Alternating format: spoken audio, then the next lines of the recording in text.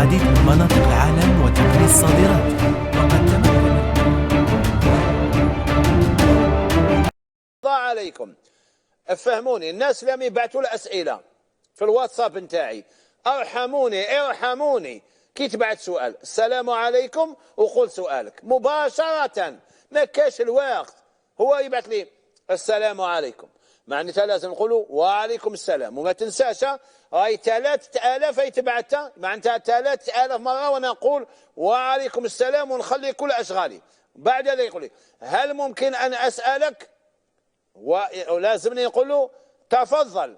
بعد ما نقول له تفضل باش يقول لي يزيد فضلك، خلاص او قال لي يزيد فضلك، ومن بعد ما يبعث سؤاله، ومن بعد يقول لي هل ممكن ان ارسل الان بعد 3 ايام، هل ممكن ان ارسل الان؟ نكتب له نعم.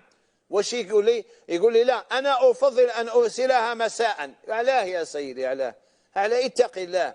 ماذا بك السلام عليكم ابعث سؤالك، ابعث مباشرة، ما تشاورني، ما تقول لي هل ممكن، ما تقول لي هل ممكن الآن، ما تقول لي زيد فضلك، مباشرة. دير في بالك راهي آلاف كيما أنت.